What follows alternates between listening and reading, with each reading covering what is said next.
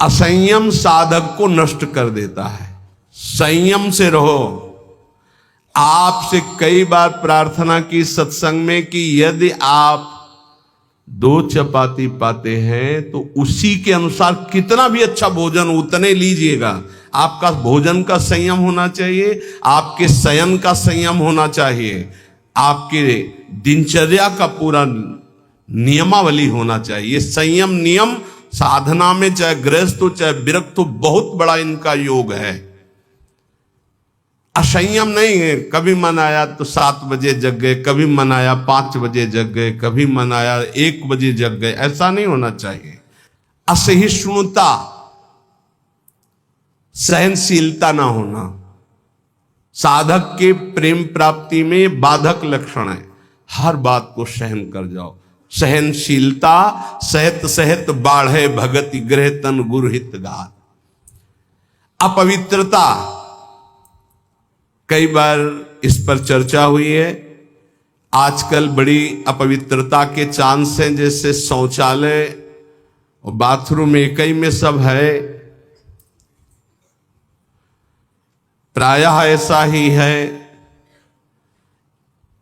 कुछ लोग उसी में लघु शंका करते हैं, बैठकर पूरे अपवित्र हो जाते हैं। अगर शौच वाला वो स्पर्श हो जाए तो जितना स्पर्श हो जाए वो कपड़े सब धोने चाहिए। कुछ लोग तो बैठ के ही लघु शंका उसमें करते हैं, बनने के बोले हाथ धो लिए बस हो गए, पूरे अपवित्र हैं। वैष्णव पद्धति उसे स्वीकार नहीं करती। कैसे महापुरुषों का दिन। कल दर्शन किए जब प्रसाद पा रहे थे वो वृद्ध वैष्णव, ऊपर के वस्त्र हटाकर नीचे की धोती, कितना पवित्र पवित्रता। ये मुख में कुछ खाए जूठे चल रहे हो, कैसे तुम्हारा मंत्र सिद्ध होगा। खड़े खड़े लघु शंका कर ली, छिट्टी पैरों में पड़ रही, कैसे मंत्र सिद्ध होगा। बहुत सावधानी की जरूरत है। उपासक चाहे गृहस्थ हो या विरक्त हो, हर समय पवित्र रहता है। अपवित्रता ये सिद्ध नहीं होने देती, साधन को सिद्ध नहीं होने देती, ध्यान रखना। कुछ भी खाने की वृत्ति ऐसी ना रखो जो प्रियालाल को भोग नहीं लगाए आप पा रहे हैं। बाजार में खाने वाला तो साधक हो ही नहीं सकता। हम ये कह रहे हैं कि यदि आप बहुत ही गृहस्थ में हो और आपका मन कर रहा है कि भाई आज हम नमुक चीज पाए, तो आप पहले ये जांच करो कि जहां से ले रहे हो पवित्रता का विधान वहां है कि नहीं है। नहीं तो बहुत अपवित्र रहता है, आप अच्छे से समझ लीजिए। अब वो पदार्थ फिर लेके श्री जी को भोग लगाओ जो पवित्र हो, फिर पालो तो चलो ठीक है। वही बाजार में खड़े खड़े खाना पीना ये साधक या वैष्णव का लक्षण नहीं है। ये भारी अपवित्रता है जो तुम्हारे भजन में बाधा पहुंचा देगी। मान लीजिए, हाथ जोड़ के कहते हैं, क्योंकि प्रायः इस पर छूट है। पवित्रता पवित्रता बहुत सावधानी से। जैसे आप माला जप कर रहे हैं, आपको लघु शंका लगी है, तो अपनी माला को गर्दन के पीछे कहीं ऐसे फंसा लीजिए उच्च भाग में, और बैठकर लघु शंका कीजिए। जहां पानी की व्यवस्था या आप अपने पास पानी रखिए, फिर पवित्र होइए। अगर ऐसा है कि जल नहीं है तो रज से कर लीजिए, रज से हाथ धो लीजिए। जब तक पानी न मिले आचमन न कर लो, तब तक माला नहीं, ऐसे नाम जप करो। ये अपवित्रता भगवत प्राप्ति में बहुत बाधक है और लोग इसको मानते ही नहीं हैं। कोई बिरला पवित्रता का निर्वाह करता नहीं मान। कौन भ्रमण में लघु शंका के लिए कमंडल रख रहा है, अब वीआईपी पना हट जाएगा। प्रायः दंड कमंडल साधु का प्रसिद्ध सोटा लंगोटा ये सब प्रसिद्ध है। काछ वाछ मन निश्चल राखे धन धन जननी तेरी रे। बहुत अब प्रायः दर्शन करने वालों में ऐसे दर्शन होते हैं, हाथ में बिस्लरी की बोतल ऐसे, जैसे कोई जल चढ़ाने की गंगा जली नहीं, प्रायः बिस्लरी की बोतल ऐसे हाथ में होगी। जमाना बदलता चला जा रहा है। और या स्मार्ट मोबाइल हाथ में होगा। कोई भले आदमी तो ऐसे मिलते हैं कि मोबाइल से ऐसे वीडियो दाहिने हाथ से बना रहे हो, बाएं हाथ से ऐसे कर रहे हैं। बाएं हाथ से किसको किया जाता है जानते हो? शत्रु पक्ष को। जब राजाओं के यहां दुश्मन का दूत जाता था तो बाएं हाथ से सलूट करता था। तब पता है कि दुश्मन का दूत आया, इसलिए बाएं हाथ से करता था। तो आजकल नए बच्चे हो जानते हैं नहीं, तो मोबाइल से शूट कर रहे हैं ऐसे, बाएं हाथ से ऐसे कर रहे हैं। ये अपवित्र। भगवान के सामने या भगवत भक्तों के सामने, चलो आपके हाथ खाली नहीं, वीडियो बना रहे हो तो नेत्रों से कर लो, बाएं हाथ से काहे को? दुश्मनी काहे को मोल ले रहे हो? बहुत बड़े के दरबार में हो, बहुत बड़े के पार्षद है, वो हर समय देख रहे हैं। आप क्या समझते हो हम अकेले चलते हैं? नहीं बोले 10-20 साथ चलते नहीं, इनकी बात नहीं कर रहा। एक कदम भी ऐसा नहीं जिसमें हमारी महारानी जी न चलती हो। ये जो छोटे छोटे नवजात शिशु जो ये सब, ये जानते हो महारानी जी के प्रताप का आशीष लेने आते हैं। हमारा कुछ नहीं है, हमारे आगे आगे चलती है हमारी महारानी जी। हम उनकी दासी, उनके पीछे चलती है, आगे वो चलती है। ये जो फूल बरसते हैं ना, ये महारानी जी के चरणों में बरसते हैं। ये जो फूलों के पावड़े बिछे होते हैं ना, मेरी स्वामिनी जी के लिए। अगर ये मेरे लिए लगते ना तो कब का बंद करवा देते, आप ये भी समझ लो। मेरी महारानी जी के दर्शन के लिए कोई नाचता है, कोई रोता है, पूरी भीड़ में सैकड़ों रोते हैं, तो हम उनकी आंखों की तरफ देखते हैं कि मेरी प्रिया जी का कृपा प्रसाद इनकी, भले किसी भाव से। मेरी महारानी जी तो बड़ी रिझवार है ना, हाँ बड़ी रिझवार। कितने के अंतिम बन गए, अंतिम बन गए, समय अंतिम बन गए, क्योंकि उनको तो समझ में नहीं आ रहा है ना, वो तो केवल देख रहे हैं बाबा।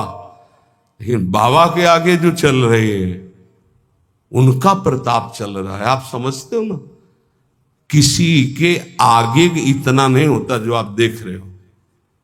ये महारानी जी के आगे होता है, किसी और के आगे नहीं होता। यहां कोई संत प्रताप उदित नहीं है, ये महारानी जी का प्रताप उदित, राधा प्रताप। जो प्रसिद्धि और पुजवाने की इच्छा रखता है उससे प्रेम प्राप्त नहीं होता। प्रेम प्राप्ति में बाधक अपनी प्रसिद्धि और पुजवाने की इच्छा नहीं। अपने इष्ट में चित्त को लगा दो। तो सेवक जी महाराज कह रहे हैं, बिस्तर है सब जग विमल कीरति, साधु संगति ना टरे, बास वृंदा विपिन पावे, श्री राधिका जो कृपा करे। अपने आप जगत में विमल कीर्ति का विस्तार हो जाता है जो प्रियालाल में चित्त जोड़ता है। अपनी पुजवाने की इच्छा, मान की चाह, ये प्रेम नहीं प्रकट होने देती। अगला, किसी से भी घृणा। जैसे कोई भी किसी भी तरह का है, किसी भी धर्म का है, कैसे भी आचरण करने वाला है, अगर वो हमारी महारानी के दरबार में आता है तो उसको हम भगवान की तरह आदर करेंगे। उसको एक, जैसे हम सबका आदर करते ऐसे उसका आदर करें। किसी से भी घृणा नहीं। त्रिभुवन में ये तो पक्का समझ लीजिए, किसी से भी घृणा नहीं। घृणा शब्द भक्त के हृदय में नहीं होता। किसी से भी घृणा नहीं।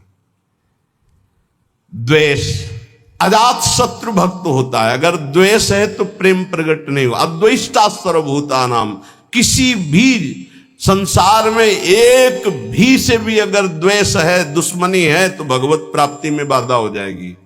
अजात शत्रु, तुम्हें गाली दे, सर झुका लो, वो तुमसे द्वेष मान रहा है, तुम उससे द्वेष कभी मत मानो। जब दिखाई दे तो नेत्रों से प्रणाम कर लो। और निर्दयता, ये प्रेम में बाधक है। कभी किसी के प्रति कठोर व्यवहार वाणी के द्वारा, मन के द्वारा, तन के द्वारा ना करे। दुराग्रह है, ऐसा होना ही चाहिए, ये कभी हट न करे। जोई जोई प्यारो करे, सोई मोई भावे। ध्यान रखिए, दुराग्रह कभी प्रभु से भी न करे कि नहीं प्रभु इतना तो होना ही चाहिए, गुरुदेव इतना तो होना ही चाहिए। नहीं, जोई जोई प्यारो करे, सोई मोई भावे। चपलता, जल्दीबाजी, चांचल्यता, ये साधक में नहीं होनी चाहिए। गंभीर स्वभाव, जो कार्य करे बहुत ठीक से करे। एक साधक अपनी सेवा में है, उनसे आप कोई भी जल्दी काम को नहीं करेंगे। कार्य दे दो, छोड़ दो। अगर पात्र मार्जन करना है तो जब वो मार्जन करके निकले बाहर तो आप देख लेना निर्दोष हर पात्र चमकता हुआ मिलेगा। पर आप कह दो 5 मिनट में करो तो नहीं करेंगे। जो सेवा दोगे वो सेवा होगी, पर सांगो पांग होगी, उन्हें छेड़ो मत। वो अपने आप पूरा नाम जप करते एकदम पोछा लगाना छोड़ दो, उसे बोलो मत, बस सेवा दे दो। वो आराम से पूरे भवन में पोछा लगा के शांत, उसे छेड़ो मत।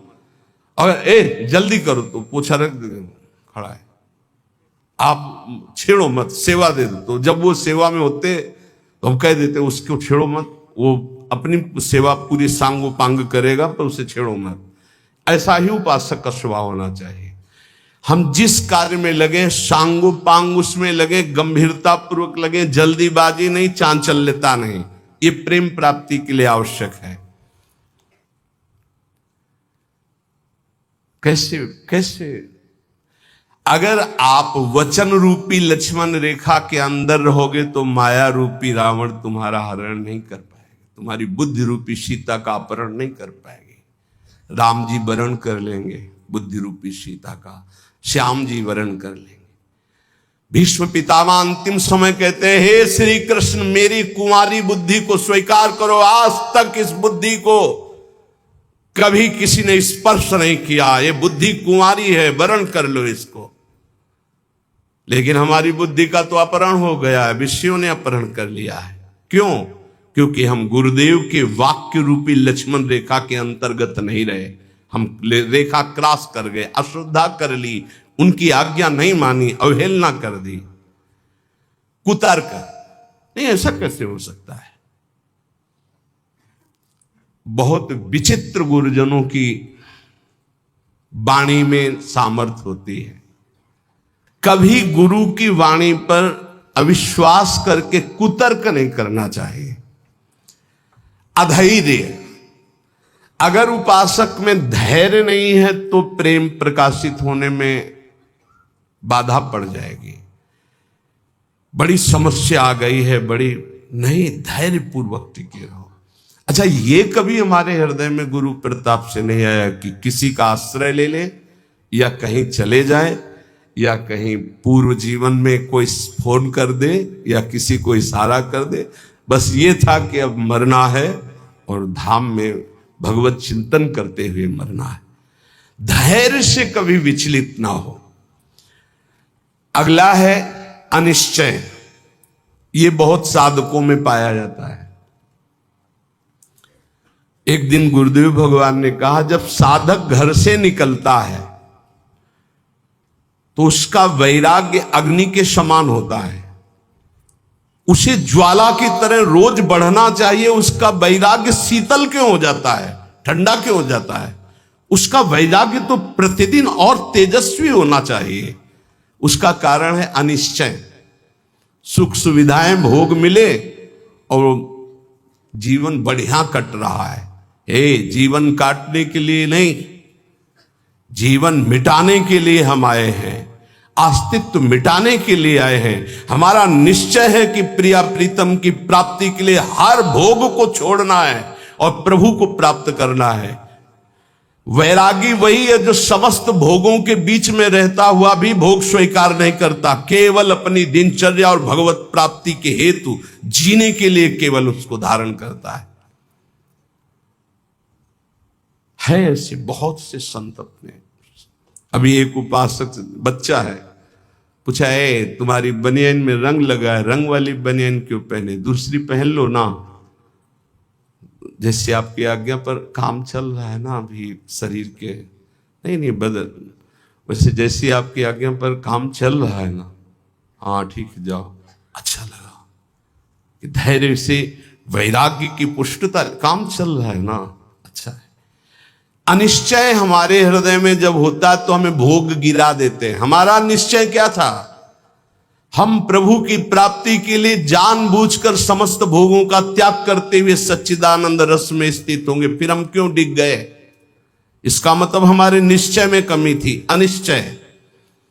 हमारा निश्चय था कि हम अपमान को सहेंगे, हम निंदा को सहेंगे, हम तिरस्कार को सहेंगे, हर कष्ट सहेंगे, पर हे नाथ आपको प्राप्त करेंगे, आपका भजन करेंगे। कहां गया वो निश्चय? थोड़ी सी कोई अपमान की वृत्ति आई, हम गुस्सा हो गए, थोड़ा सा तिरस्कार हुआ, हम परमार्थ छोड़ दिया, थोड़ा सा कोई भोग आया, हम भजन छोड़ दिया, भोग में राजी हो गए। कहां गया हमारा निश्चय? इसका मतलब अनिश्चय है हमारे हृदय में, लक्ष्य का निश्चय नहीं है, संशय। पता नहीं भगवान में सुख है कि भोगों में सुख है, पता नहीं इस मार्ग से भगवान मिलेंगे कि नहीं मिलेंगे, पता नहीं जिनके सहारे भगवान की प्राप्ति कराएंगे कि नहीं कराएंगे। कई तरह संशयात्मा विनश्यति, वो भ्रष्ट हो जाएगा, गिर जाएगा। असंयम, ये बहुत खास बात है।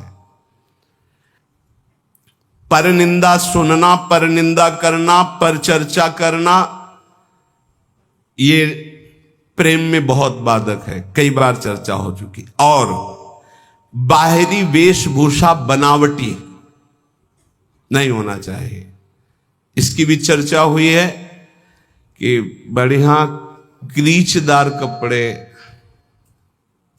कोई बड़े उपाधि युक्त महात्माओं की बात अलग हो, तो गुरुजन है, आचार्य है, लेकिन साधक के लिए बात कहे, वेशभूषा बहुत शांत रखनी चाहिए। जो गुरु